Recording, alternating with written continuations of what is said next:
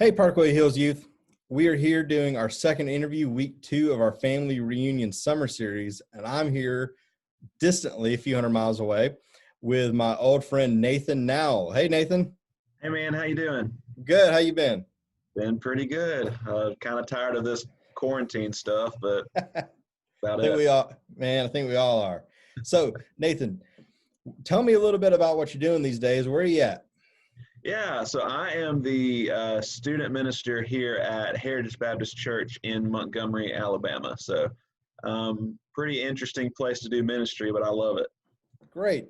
So, the reason why I asked you on, of course, to be on our family reunion series is that you and I's history goes way back. I'll be honest, man, as I was getting ready for this interview and thinking about it, I don't remember meeting you.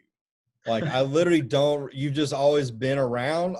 And I feels like probably you'd probably say the same of me because at least like for me, there's a time where I was alive and you didn't exist yet, because you were younger than me. But it feels like I don't remember like a handshake moment, right? Yeah. We got a lot of history, man. Tell me about your end of remembering all that. Yeah, well, I just remember like you were up there with my older brothers, so you were kind of when I was like a kid, you were the guy that was with my brothers at youth retreats, and I just knew you through growing up. There was no, like you said, no time of meeting you. So you were just there. There was me being able to remember life, and then there was Geoff. So it was just there.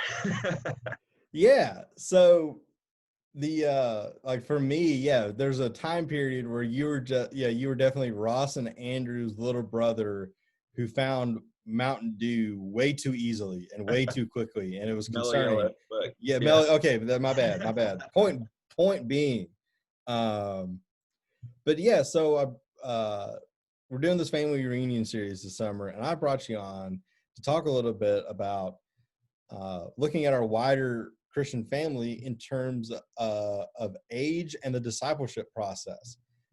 You and I are not that terribly old yet. Every now and again, I think you've probably had a moment like me where you've had to scroll to find your birth year on an online form and you're having to scroll a little further than you used to. Oh yeah.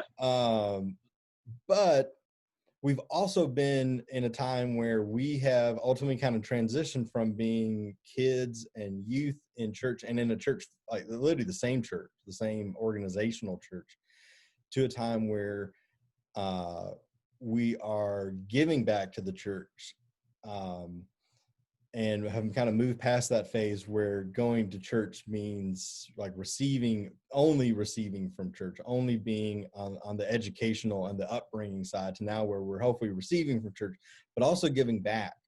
Right.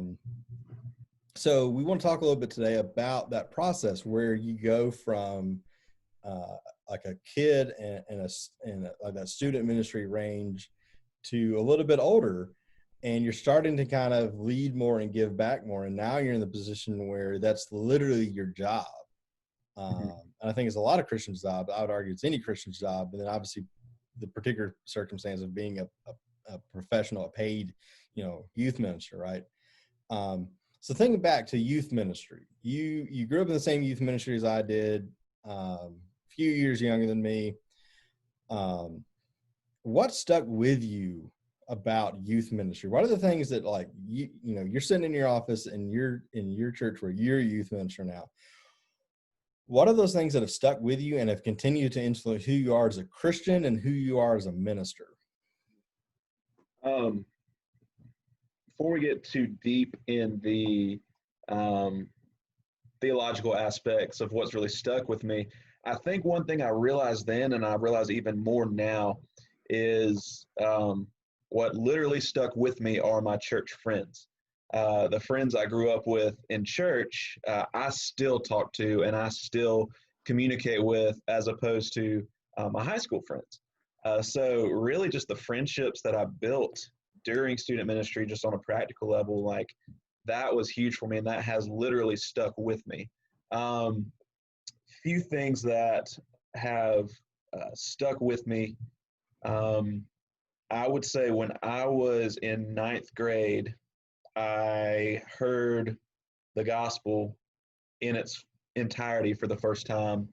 and that changed my life. That's part of my testimony.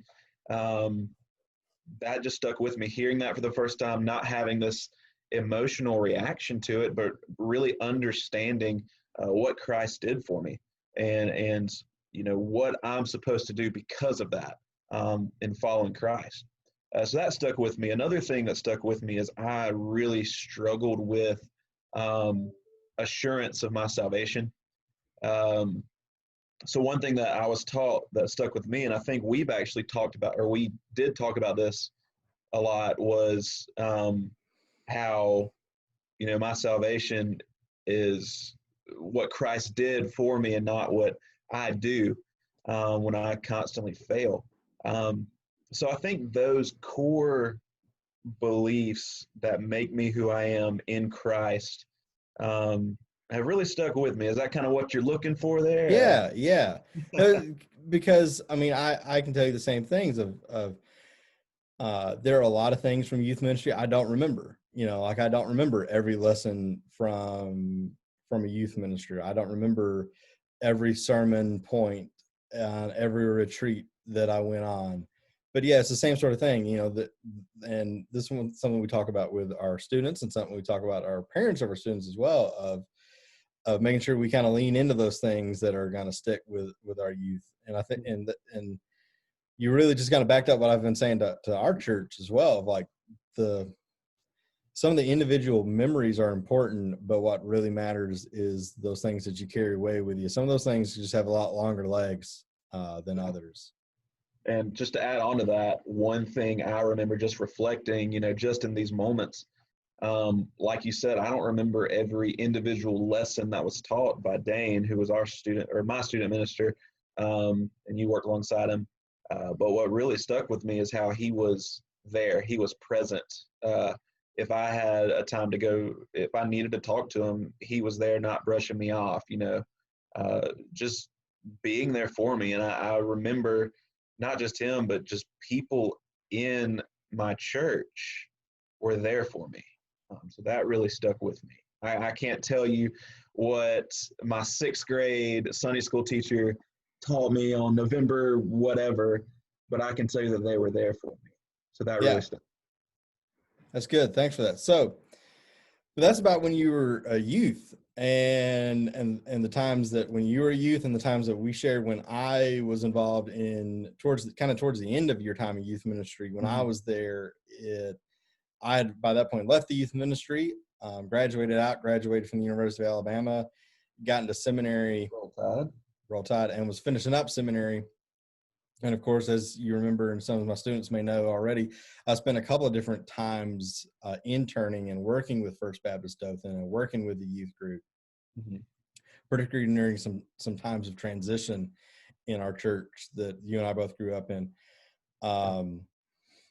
So what in addition to what stuck with you then, what's it like to transition? Because so I started working with you when you were kind of on the back end of your time in youth ministry, where you had gone, when the last time I was really in Dothan much prior to that, you were a lot on the younger end. You were still receiving that important education as a child in the children's ministry, and receiving that important foundational kind of knowledge and experience with Jesus as a middle schooler.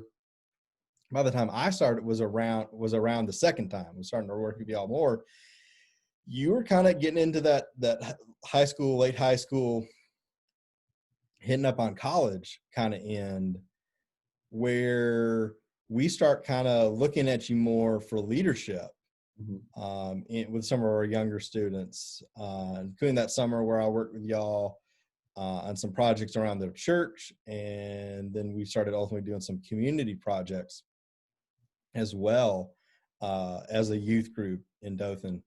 What's it like to go through that transition where church is solely, again, that needle starts to move from being solely on the receiving end of the blessing that is a church community, to that point where you're both receiving still, but also starting to give back and started to look more for leadership? What's it like going through that transition?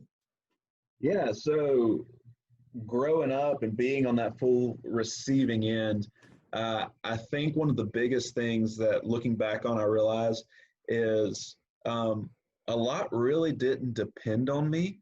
When I was really young, I depended on others. I looked up to others in my learning and teaching me.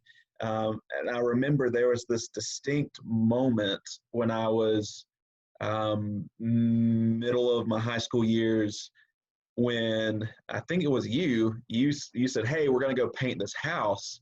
We're going to go do this." One of the younger students asked me, "Are you going?" Mm. Because we're not going to go if you go, or if you don't go. Sorry. Yeah. If you go, we're not going. No, they said, "We're not going to go if you don't go." So that was the moment I realized I have influence. I may not have realized it, but I'm influencing other people. Um, so at that point, I kind of realized it's not about just receiving and being taught and, just sitting in the chair, come in and really just getting poured into. It's okay. I have to know how to pour into others. I have to know how to give to others, serve others in my church, and especially those younger than me. So it was a strange transition going from uh, being the little kid in the church to you got to step up, you got to lead. Um, it was hard for me, but I feel like I was prepared for it. It was just a hard step, but once I took that step, um, it was incredibly rewarding. So Good. Yeah. And I can tell you to flesh out that picture. I distinctly remember that summer I running some of those projects, and I'm going to describe this, and I want you to respond to it from both the position of having been the youth in this, but also now being a youth minister, mm-hmm. and how much you can empathize with what I'm about to describe, and if you could comment on that a little bit. So that summer, when I put those projects together for us, I knew I had the best relationship with a couple of you guys. There's a couple of y'all that I had they were a little bit older, and we had that kind of relationship where we could talk about um, expectations and responsibility, a little heavier. Um, and I knew I could count on y'all. I knew I could talk y'all into it because we had that relationship. But I knew if it was going to be something bigger, because originally I was planning, I literally was just, I don't know if I've ever told you this, was just planning on inviting y'all. But then I saw the need to invite the entire youth group. Mm-hmm. But I knew that I did not have that relationship with those other students that you did as being one of their older peers. And I knew that the only way it would work is if they saw y'all doing it. So I appreciate that you did it. You really saved me on that one. But like, have you felt that? Have you ever felt that now, as a youth minister? Have you found yourself in a position now where you're on the flip side? Because you just talked about that first moment of like, hey, yeah, people are looking at me. What is it like now being on that side of looking at some of your older students and hoping they follow accordingly? I would say one thing I've realized kind of comical is I'm slowly going up in age. So I realize I'm not really into the student culture like I used to be, like knowing what's going on in their lives. And I say something that I think is very like witty and very with the times. And they're all like, what? Never heard of Facebook before, just, something like that. So I feel like I'm getting older, but with those older students, they relate with those younger than them better than I can. So kind of, I definitely relate. And if I can just get those older students to buy into it, they will be leaders in turn for those younger students. There, I'll just be candid. There is no way that I could do it by myself. Just pour to them all, just be there, sit back and listen to me. I can't do it. I purposely try to orient my ministry around training up leaders, the older leaders, to pour in and disciple, because effectively that's what we're called to do, is make disciples. Really get them to pour into those. So looking at it from when I was in that position where you called on me, and looking now where I'm calling on these other guys, seeing how important that decision of saying yes was to me. Saying yes to you, I'm going to go do that. And now I see I'm praying that these older ones say yes when I ask them. So yeah, just seeing it from a different perspective and seeing how important it is for students to take ownership of the church really in a whole, and what we're called to do is crucial. So with our youth group, we have, I mean, within a youth group, you always have transitions going on. That's the nature of this part of people's lives, right? We're in the position where we have a lot of people going through a lot of transitions. We got a couple of high schoolers who are going from that first early part of high school, who are now starting to hit in that upperclassman kind of side of high school.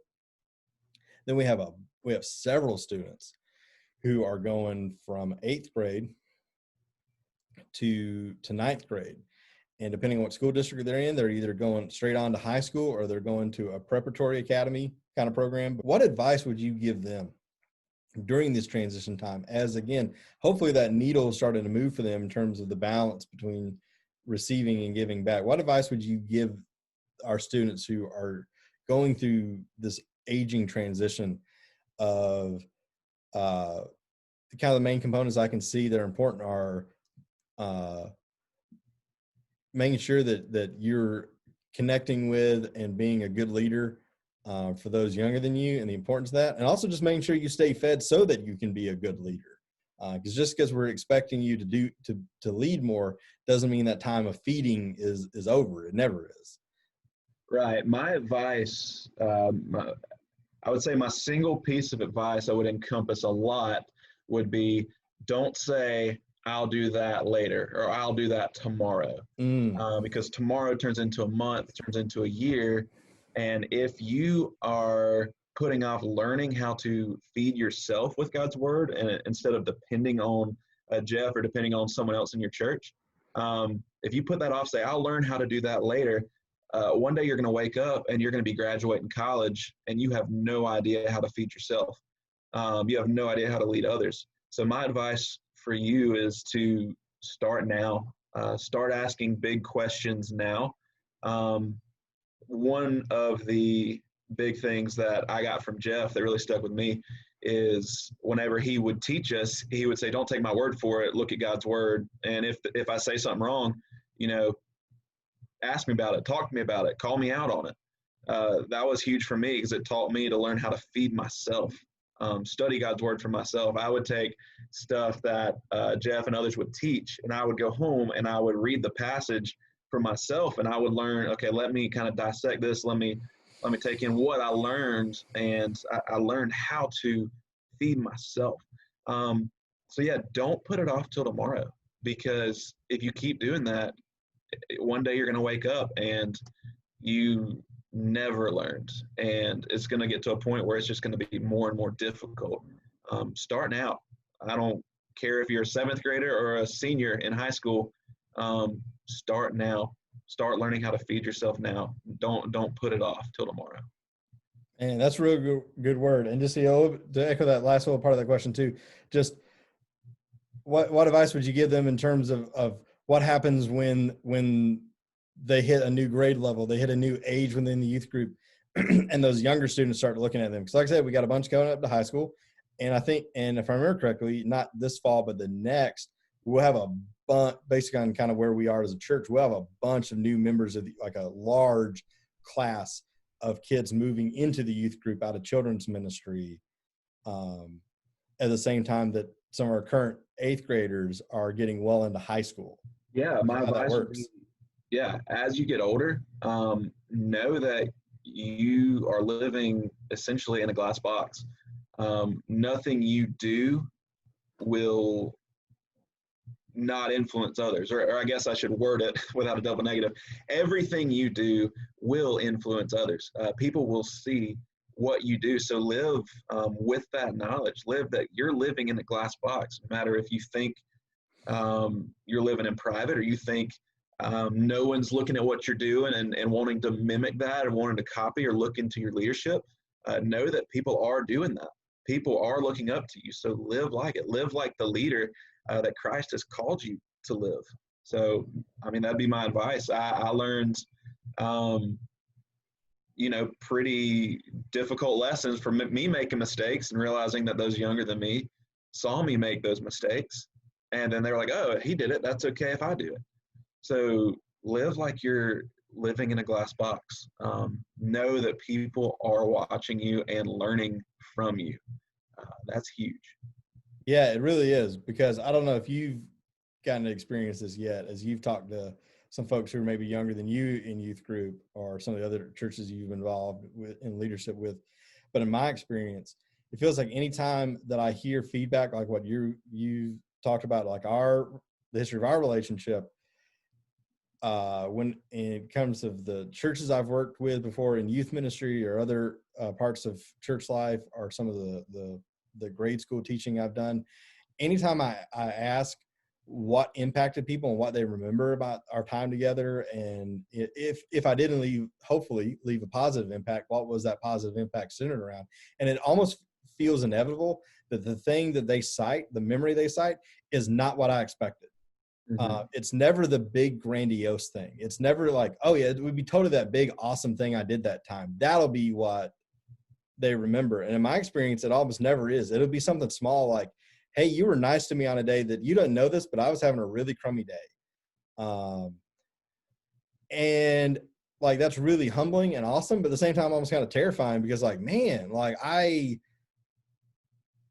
didn't know that. I wasn't like trying to do anything. I wasn't, what about the times that I maybe didn't do that as well, that I'll never know about, right? Right. Have you kind of ever felt that? Like, does that resonate with you? Yeah, I've felt that, and I've seen it from those I look up to.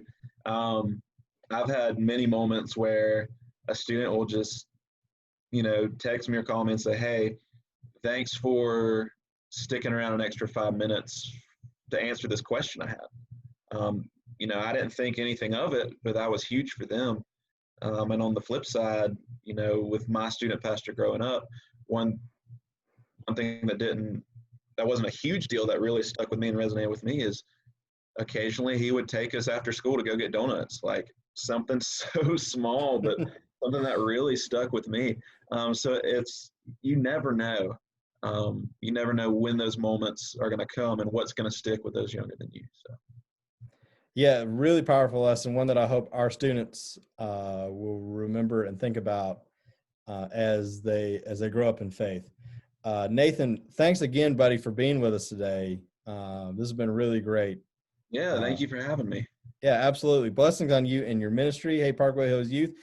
I hope you enjoyed this video. I will see you Sunday night at 7 p.m. for our next Zoom call. Use the same link we've been using. If you don't have the link, you get your parents to message me. We'll get you hooked up.